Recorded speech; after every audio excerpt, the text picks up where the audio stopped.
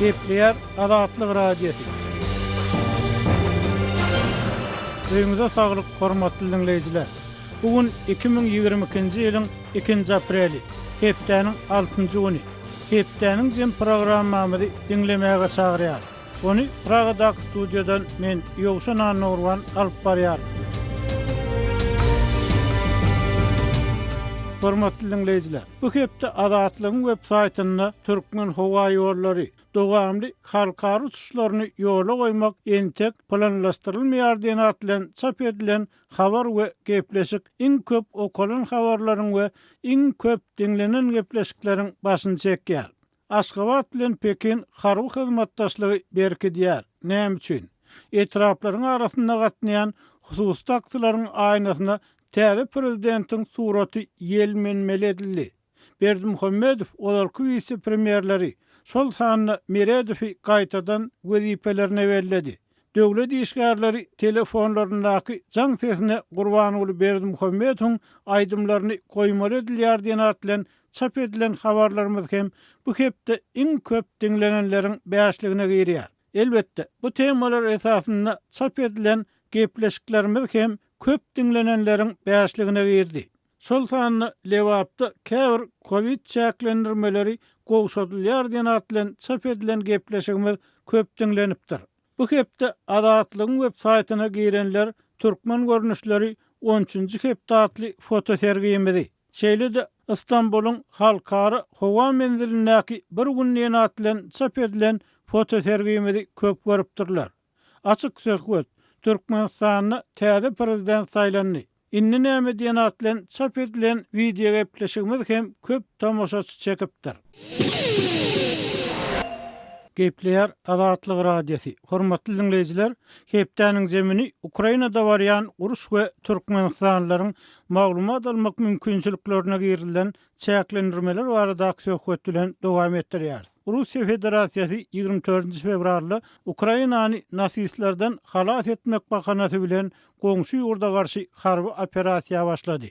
Bu konflikt netijesinde şu wagta çenli Ukrainadan 4 milyondan gowrak ýaşaýjy gaçyp çykdy. İki tarapdan hem müňlerçe adam. Şol sanyny Ukrainada asuda adamlar, çağalar hem wepat boldy. Ukraina şäherlerine urulan howa darbalary, topoklary uly weýrançylyk döretdi. İkinji tarapdan öz azatly uruny göreşýän Ukraina halkyna dünýä ýurtlarynyň aglaba köplügi kömek berýär ýa-da duýgudaşlyk bildirýär. Günwatar ýurtlary Moskwanyň esassız yerden başlayan uruş sebäpli Russiýa garşy görülip eşdilmedik ykdysady sanksiýalary elan etdi. Emma türkmen medeniýeti bu wakalar barada hiç zat aýtmaýar we Türkmenistanlylaryň käbiri Ukraina halkynyň alyp barýan söwgeçleriniň manysyna o diýen düşünmeýär diýip Azatlyk bilen söhbetdeş bolýan synçylar aýdýar. Şu ýagdaý bilen baglykda biz hepdeniň 5-nji güni Ukrainada ýaşaýan türkmen telekeçesi Serdar bilen telefon arkaly söhbetdeş boldyk.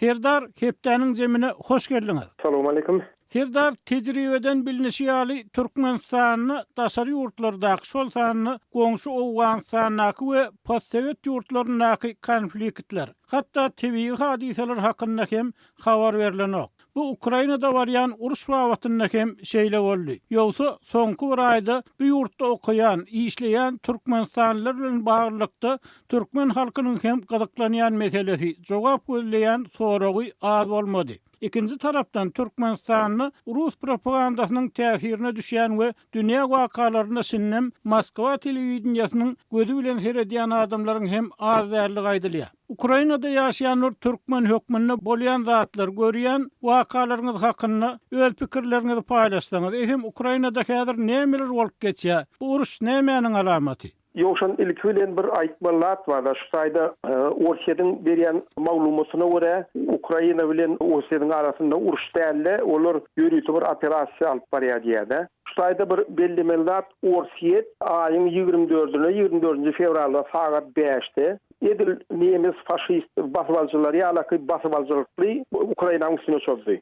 Şondan bäri 37-nji gün uruş edip dowam edip dur. Orta harbyları belli bir vilayetlara çözdiler. Ýöne şondan ýeri basyp alynan vilayetlaryň sany köp däl. Ýöne bir şäheriň daşlaryny awadylar da. Ýöne elmi da ama berýän habarlaryna görä bu taýda uruş ýok, bir şeýle bir operasiýa alyp barylýar diýen ýalaky gurulary eredýärler da. Köp şäherler weýran edildi. Mesela üçin Mariupol şäheri, Izum şäheri yer bilen ýelhan edildi. Sebäbi Ukrain halky hemmesi ayağa galyp edil watançylyk uşundaky nemetlere garşylyk görkezilýär. Ýani häzir şu taýda garşylyk görkezip otur. Bu harbylaryna garşy. Dogry. Indi siz ikinji jahan uruşy diýilýäni agdadyňyz soňlan birlikde de Rus harbylarynyň Ukrainadaky edýän hereketlerini şo nemis faşistlarynyň Sowet Soýuzyna çözüşi bilen deňeşdirdiňiz. Emma ortiýet bu uruş atlandyrman hem şo uruş atlandyranlara garşy jenaýat işini bolgap şo Ukrainany nasisizleşdirmek tagallarlaryny öňe sürýär. Şu maksat bilen düşünýär öz harby hereketini. Indi siz ýurdun içinde ýaşap oturan adam hökmüni aýtsaňyz dogrudanam Ukrainada nasist problemasy barmy? Olar dogrudanam Orsiýet tarapyndan halas edilmelimi şu beladan? Şu ýoşan şu aýdylýan zat, şu bahana toplap tapılan bahana. Şu taýda Ukrainada men 2016-njy ýyldan bäri ýaşap görmüş. Şu taýda hiç milletçilik ýok. Bu ýerde ilki bilen aýtmaly zat gaty köp milletler ýaşap gördi. Diňe Ukrainler däl, ortoran bu taýda Moldovanlar, Balgarlar, Gagavuzlar, gaty köp milletler ýaşaýar. Şolaryň arasynda hiç ileki dawa ýok. Bular hemmesi özüni biz Ukrainler diýip alaplaýar. Ukrainada oňa ýaly problem ýok. Niştaýda men bir belläjek bir adym bar da. Türkmenler şu uruşda bizim Türkmen bolup düşünmeli bir adymyz bar. Russiýa Federasiýasy Ukrainanyň üstüne çolanyny näme bahana bilen çözdi? Prezident Putin'in aýtmagyna görä Ukraina ýurt hökümine ýurt däl. Buny 1924-nji ýylda Lenin tarapyndan ýa-da edilen ýurt hiç wagt bular Ukrainaň milledem ýok. Bular biz ortalar ýöne özlerini Ukraina raplaýarlar diýär. Edil şu edilýän günäni Türkmenistanyň üstüne de ýükläp bolýar. Biz şunu bellemeli, edil Türkmenistanyň üstüne de ýetir şun Ukrainanyň basbalsa ýetir Türkmenistanyň üstüne de çözmäge bolar da. Edil şu nukdalarda alanda esas var. Sebäbi Türkmenistan hem onu 1924-nji ýylda şendi aýratyn döwlet bolan näle dünýä derejesinde. Türkmenler ýaşan ol ýerde ýöne olam SSR hökümet tarapyndan gurulan. Şoňa düşünmek gerek de. Bir de Rus Federasiýasynyň hökümetiniň esasy ýükleýän günäsi bizim öz yerimiz diye, biz sizin yeriniz değil, size bize bir soğuk verilen yalaka deyip ıglan ediyordu. Yöne Rus Federasiýasynyň harbylaryna garşy Ukrainler jem bolup garşylyk görkezdiler.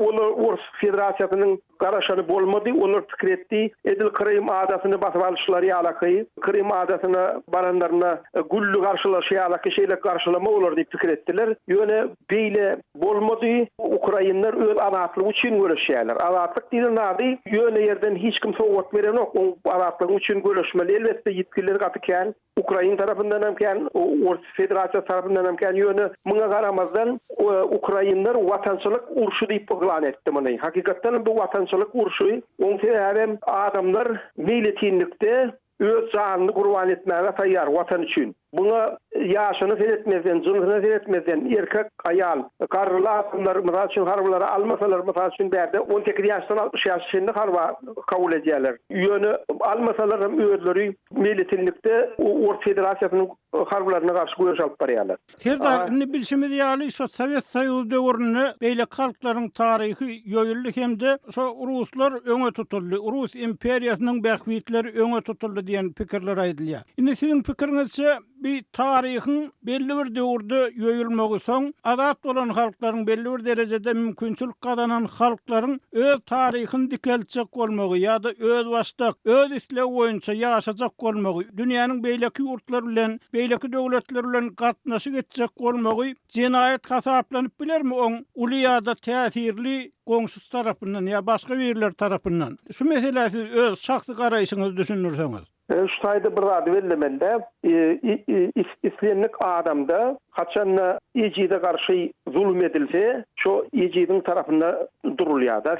Adam eger adam ýyfwa bolsa, insan bolsa, hökümet uratda ejidin tarafında durulýar. Şu saýda Orsiýet bilen Ukrainany deňeşdiremizde, Orsiýetin mümkinçiligi elbetde yer bilen gök ýalyky Ukraina bilen deňeşdirendir. Ukraina halky 40 milyon bolay, Orsiýetinki 140 milyon. Şol wagtyň özünde şu Ors Federasiýasy çözüldi diýilýär bolyn, Orsun hataryna Çeçenler amma, İnguşlar amma, Asetinler amma, Tatarlar amma hemme şu ýerde görüşýärler. Şu taýda ejide ganymlyk bar da, Ukraina harby tarapdan pes. Adam tany boýunça da pes. Ýöne şol wagtyň özünde şu taýda adalet ýokarda durda, adalet diňik dur. Orslar eden planlaryny başda goýan planlaryny amala aşyryp bilmediler. Kiýew şäherinden çekilip başlady. Şu atlan aňyrsam, evde ejide bolsa, sany alam bolsa, haçanda bir adatly üçin belli bir watan üçin görüşýän adamlar ýeňiçe bolup çykmalylar, hökümet uratdy. Bellemel zat sanyň azlygyna seretmenler ýa Orsiýa tarapyndan güýçlen bolsa, oňa da seretmen bular öz edýän işiniň, öz alyp barýan görüşiniň dogrulygyna düşünýärler. Bular adatly Ukrainler adatly üçin görüşýär. Şol wagtyň özünde bu adatly üçin görüşmekdiň bir Ukrainler üçin hem däl, eger biz daşyndan seretsek, türkmen bolup seretsek de, bular biziň adatlyň bu üçin hem görüşýär diýsek dogry bolar. Sebäbi Ors Federasiýasynyň Putiniň alyp barýan siýasaty Ezeferdi keltmeň bir ilki ýardymym şu Ukrainany birikdirmek özüne elbetde ol belli bir derejede käbir işleri eýem amala aşyrdy. Ukraina basyp almagy planlaşdyrylmakdan öň Belarusiýa häzir garaşsyz döwlet diýip bilmeýär. Sebäbi Belarusiýanyň içinde eýem Ors harbalary köpden bäri şol tarapdan çolış edilýär Ukrainada. Belarusiýa eýem öz garaşsyzlygyny ýetirdi. Eger kagdy ýüzünde garaşsyz bolsa da ol ýerde agalyk Ors harbalary. Şuňa alaky Ukraina kyndygyny menne daşyndan seregen köp ýurtlar harby tarapdan bolmasa da ruhy taýdan kömek edýärler Ukrainlara. Esasy şol kömek edýän ýurtlar gulçulukdan çykjak bolýan ýurtlar. Dogry. Indi Serdar, bir türkmen telewizionynyň ýa-da türkmen hökümetiniň pozisiýasyna nähil garaýarsyňyz? Türkmenistan bundan şuň ýaly ol ýa-da beýle kynçylyklara usuran ýurtlara insanperwer kömeklerini iýerip habarlarda çykyp başlady. Mysal üçin pandemiýa döwründe Irana, Owganistana, hatda Orsiýete hem Türkmenistanyň insanperwer kömeklerini iýerenligi hakynda habarlar çykdy. Beýleki ýurtlardan, hatda postsovet ýurtlaryndan, Özbegistandan hem Gazagstandan hem Ukraina şu ýagdaýda insanperwer kömekleriniň iýerilýänligi barada maglumatlar öňden çykýar. Emma Türkmenistanyň pozisiýasy belli bolmaýar. Bu Türkmenistanyň ýa-da türkmen metlugatynyň pozisiýasyna nähil garaýarsyňyz? Bu oňyň bir zatmy ýa-da bir terhin bir zatmy? Pozitivmi ýa negativmi siziň nukdaý nazaryňyzdan? Men Türkmenistanyň alyp barýan siýasaty barada hiç de aýdy biljek käse menden dogrusyny aýtsam bilemok. Ýöne şu ýagdaýda uly kömek berýän Ukraina kömek berýän halk Azerbaýjanlar, türkler oňa kömek edýär. Ukraina hem humanitar kömek edýär, hem harby taýdan kömek edýär Türkiýe hökümeti.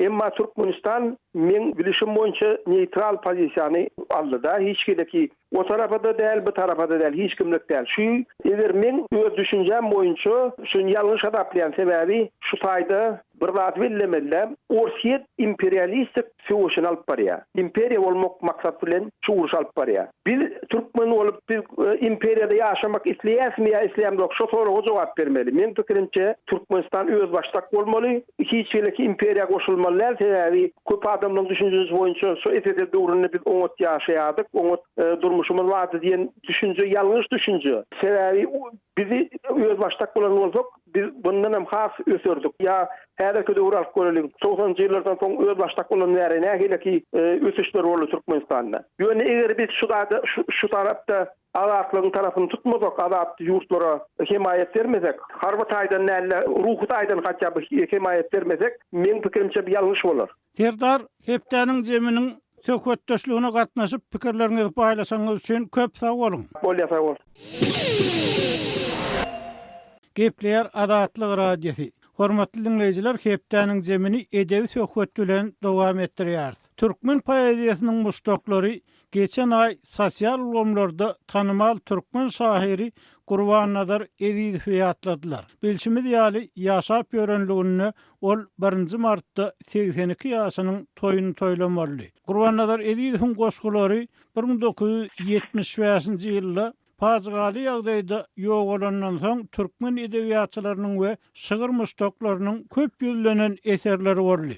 Ediýew we onuň dörejeligi akwaly hakyny odal 1990-njy ýyllaryň başynda şahyr Arneberdi Agabaýewiň kitaby çykan bolsa, 2007-nji ýylda edebiýatçy Derýa Bayramgulyň ýatlamalar kitabynyň çykanyny gaýdylýar. Ýöne şahyr hakyny şeýleken makala ýatlama ýazlan hem bolsa, soňky 30 ýylda edebi çekişmeleriň tasdan ýatyp galmagy bilen türkmen edebiýatyny belli bir ýyzgalyran, täsir döreden, tolkun döreden şahyryň şahsy dünýäsi, onuň aralaşan çuňluklary ýeterlik özleşdirilmedi diýen pikir bar. Şu ýagdaý bilen baglykda martdan daşlaşman kak Gurban Nazar Ediýewi tanayan, onuň dörejeligi bilen ýakyndan tanış döreje adamlaryň biri Pragada ýaşaýan türkmen ýazgysy we ýaşulsy Hudaýberdi Haly bilen gysgaça söhbetdeşlik guramagy makul bildik.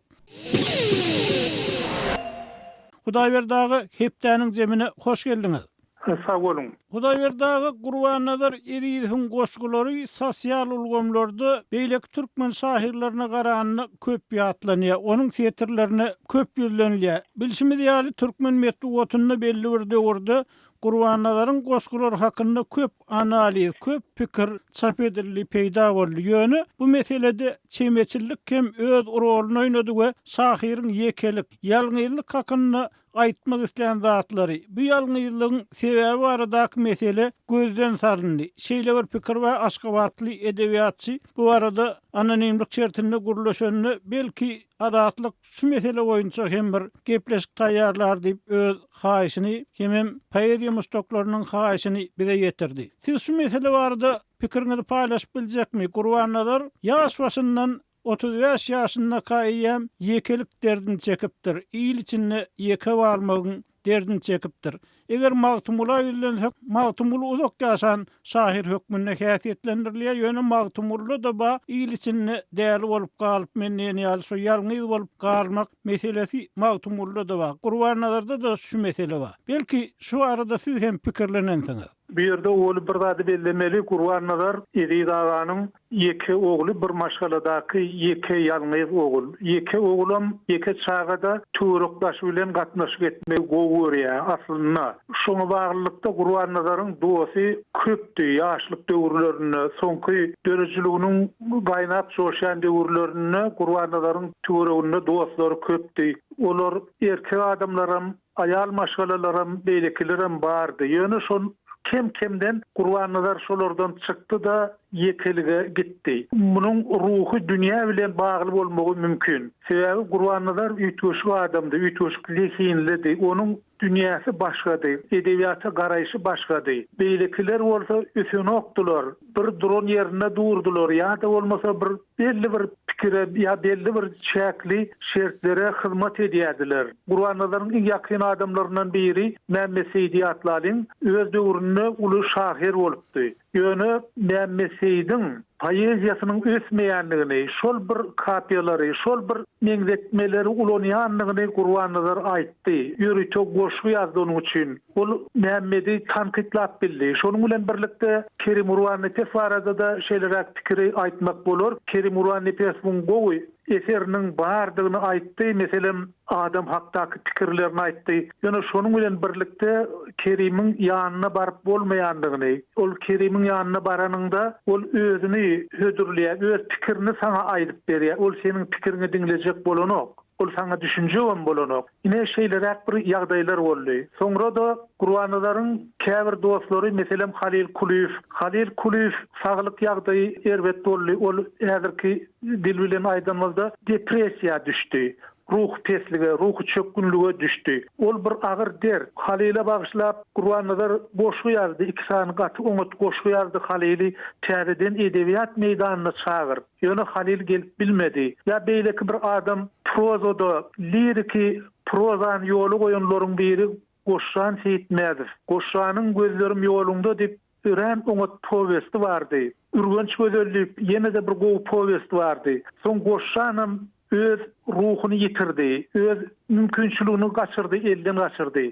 Şonu goşşan seyitmede bagşlap Gurbanlylar goşu ýazdy. Ine şolar ýaly adamlar Gurbanlylardan çekildiler, Gurbanlylardan başlaşdylar. Şeýle de bir şahyr bar, Kakıbay Ilyas diýerler. Ol şahyry türkmen edebiýatynda iki sany Kakıbay Ilyas bar. Biri prozaçy Kakıbay Ilyas, ol Aşgabatda ýaşap geçdi, beýlekisi häzirki Bollumsaz raýonundan, Daşul etrafından şol Kakıbaýyň edebiýatdan gidenligini, öz toporundan gidenligini Gurbanlylar bir näçe gezek ýatlaýady. Ine şolar ýaly Gurbanlylaryň töweregindäki adamlar gitdiler, aýryldylar. Ýaş şahirlerden Ilyas Hommot diýip bir oňat şahir bardy, onuň goşgularyny ençeme aýdymlar döredildi. Ol gitdi. Şeýlelikde Gurbanlylar ýeke galdy. Gurbanlylaryň bir fikir alşar ýaly, öz pikirini aýdar ýaly ýa-da olardan maslahat alar ýaly. Iň gymmatly tarapy da şol. Maslahat bollup alar ýaly töwereginde adam bolmady. Şeýdem ol ýekelige düşdi. Eger biz Kerim Urwan Nepese ýüzlensek, Kerim Urwan Nepes ejiz adamlara ýardam gerek, bolluk gerek, ýöne güýçlülere has hem köp gerek diýip bir pikiri bardy. Edil şolar ýaly bollugy Gurbanlylar töwereginden tapyp bilmedi. Şeýdip ol ýeke galdy. Hudaýberdi, Gurbanlylarda diňe şo siziň aýdan şahirleriňiz hakynda däl, beýleki adamlar hakynda da, Kerwawa hakynda da, Bäsim Nuraly hakynda da, umuman anyk adamlar bilen bagly gowy goşgular bardy. Hemem eser derejesinde. Hatda şo siýahatçy şahir diýip atlandyrylýan Anneberdi Agabaýewiň siýahatlary hakynda da aňyrtyna Anneberdi Agabaýew görünip duran setirler, goşgular bar. Şunuň bilen baglykda siz ýaly bilýän adamlar näme üçin şo goşgularyň ýa-da şol setirleriň aňyrtyny duran adamlar hakynda, şo Gurbanlylaryň düşen ýagdaýy ýa beýleki adamlaryň düşen ýagdaýy hakynda türkmen poeziýasy barada has anygyrak gurrun etmedi. Eger şeýle gurrun edilen bolsa, bu şahir açmagy, umman şol döwürdäki edebiýat açmagy, döwür açmagy hem belli bir derejede kömek eder diýen pikirler aýdýar şo Aşgabatly edebiýatçylar. Şu mesele barada siz näme aýdyp biljek? Sebäbi bir tarapdan gatykän makale ýazly, ýatlama ýazly Gurbanlylar hakda, ikinji tarapdan oň öz galyryk giden setirleriniň aňyrtyny ullokan taryh ýatyr, ullokan gurrun ýatyr. Öňem şol gurrunlar egerde türkmen edebiýatyna düşünülmeli bolsa, türkmen edebiýaty täzen öz okujularynyň daşyna ýygnamaly bolsa, şol gurrunlar gaty berur bolup görnýär şuň kunda. Indi bir ýerde ýene de şol adamyň mümkinçiligini seretmeli. Gurbanlylar ýogalandan soň edebiýatyň bir öňde barjy, baýdak götürjesi bir sırasy bolup duran adam öňden aýryldy. Şondan soň beýlekiler öňe çıkarlar diýen pikir döredi menden. Beýlekilere has giň ýol açylar, Gurbanlylaryň ýygyny bas gelýän adamlarda öňe gitmäni, täze pikirleri aýtmaga şert dörer diýen pikir döredi menne şo döwürde. Ýöne Gurbanlylar gidenden soň olar ösüp bilmediler, gaýtym pese düşdüler. Ruhdan düşdüler. Edebiýatdan çekildiler. Meselem Gurbanlylaryň bir dowasy bardy, Özmurat Babaýew diýip. Ol tutuş poeziýadan, edebiýatdan çykyp gitdi. Şolar ýaly Gurbanlylaryň öňden aýrylmagy beýlekilere gaty agyr zarba boldy. Şoň bilen birlikde Nurhal Memedi de ýatlap bolar. Nurhal Memmed ýazgylaryna görä iki sany uly eser ýazmak çeken, biri Üst Zuleyha, oterasy beýleksem Görogly. Gurbanlylar ýogalandan soň Nurhal Memmediň şol planlary da aradan aýryldy. Adamlar diňe bir Gurbanlylar däl, beýlekilerim ruh çökünlüge düşdüler. Gurbanlylary açyk aýdyp bilmediler, gowy ýatlap bilmediler. Sen iki sany gowy kitabyň adyny aýtdyň, Anneberdi Agabaýew bilen Derýa Bayramgolynyň. Ine mundan başary Gurbanlylar barada iň gowy makale ýazanlaryň biri Ahmet Gurban Nepes. Gurbanlylaryň iki tomluk kitabynyň söz açdy hökmünde ýazdy. Oňa düşündirýär. Köp zatlar aýdýar Ahmet. Şoň bilen birlikde de Hydyr Amangelle diýip bizim bir ýoldaşymyz bar. Hydyrym Gurbanlylar barada, Gurbanlylaryň poeziýasy barada oňa makale ýazdy. Beýleki ýazylýan makalalaryň köpüsi özüni propaganda etmek, özüni görkezmek. Ýagny men Gurbanlylaryň dostudum, ha Gurbanlylar meň ýanyma geldi. Şol şekilli sözlerdi. Gurbanlylaryň gaçýany bolsa, şol tipli adamlardy. Gurbanlylaryň aýaly bir gowy söz aýdypdyr. Men seni aýallardan däl, erkek adamlardan, ýanyndakylardan gawanýan diýipdir. Şol gaty dogry söz, sebäbi ayallar Kur'anları mesela bir ara içmeye ya oturuluşa ya başka bir şeye çekmeye, onun elini poeziyadan soğudayan, poeziyadan onu daşlaştıran adamlar şonun töweregindekilerdi. Şolaryň soňlugy bilen özlerini Kur'anlara doset görkezdiler. Hatta Kur'anlar diýerke çap edilen goşgusynyň üstüne şu goşgu Kur'anlara bagşlan ýar diýip ol ölenden soň şu goşgusyny Kur'anlara bagşlan şahirlerim bar. Hudaýberdagy ýene bir soraw beresim gelýär. Şu türkmen edebiýatçylarynyň arasynda umumyň gep gıýbat meselesiniň uly rol oýnaýanlygy, şu adamlary biri-birinden daşlaşdyrýanlygy gep gıýbatlaryň. Umumyň dörejiligi türkmen edebiýatyna gep gıýbatlaryň uly dar burýanlygy hakynda hem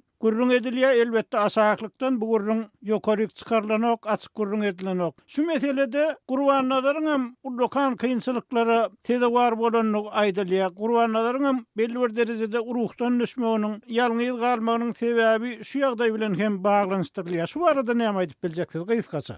Kur'anlar şol ýaşlaryň içinde iň köp ýyzarlanany, ýagny köp ýanalany hem köp gurrun edilen adamlaryň biri boldy. Ol bilen Kur'anlaryň kakasy Edidaga geçen watançylyk uruşuna gatnaşyjy ol yesir düşüpdir nemslerin eline Mauthausen türmesinde olupdur, konslagerine. Şoň üçin ony KGB işgärleri mydama ýyzarlap gelipdirler. İkinciden ol meselem konslagere düşen ýa-da yesir düşen adamlary watan döňügi diýerdiler. Şol wagtdan Kur'anlara da hamana diýersiň watan döňüniň ogly hökmünde garally, onun kitaplary çap edilmedi. Köp wagtlar onun kitaplary boldy, ýöne ol gonaýjak wagty, eline alaýjak wagty onun kitaplary çap bolmady.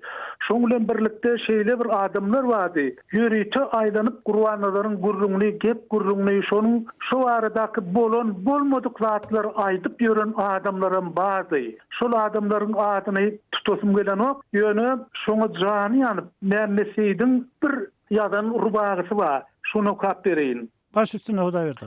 Düýün bir näkes geldi meniň ýanyma. Batanok hiç birje sedem janyma. Men onu şeýle bir çiğnerdim bolýan degenok diýişmi hapalanyma ýa-da. Ine şolar ýaly Kur'anlar ýaly köp ýyzarlanan, köp tanqid diýen şahir bizde başga ýok. Ol neresi şeýle köp kösendi, şeýle köp korlandy. Hudaýberdi hally hepdäniň jemine gatnaşyp berin gurruňyz üçin köp sag bolun. Siz hem sag bolun.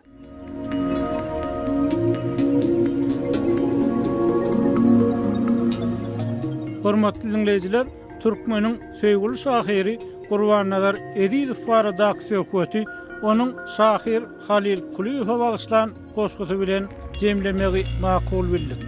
Gurbannalar Edidow, jedeller.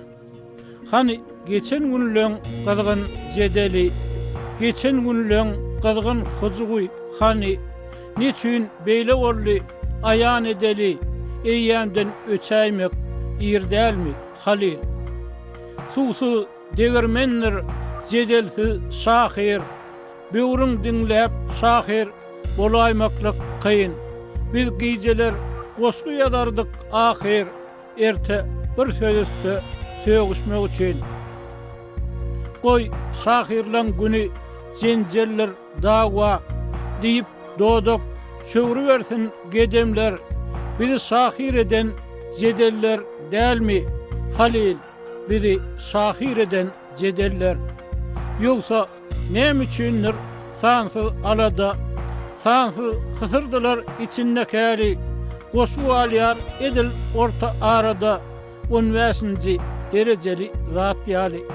Düzleçilik nirde, durmuş nirede, şeýdip gün tertipli öýdesi bolýar, ümsümlik gözleýär, diýwar arada goşgularmy sıkan gaziýeti alýar, şeýdip ötýär, ömrümden durnasy ýanglanýaryp süýşe ýaly belendi, jedellen daş öýdeçiniň durmuşy goşgymyzy sowatmaklyk görenler.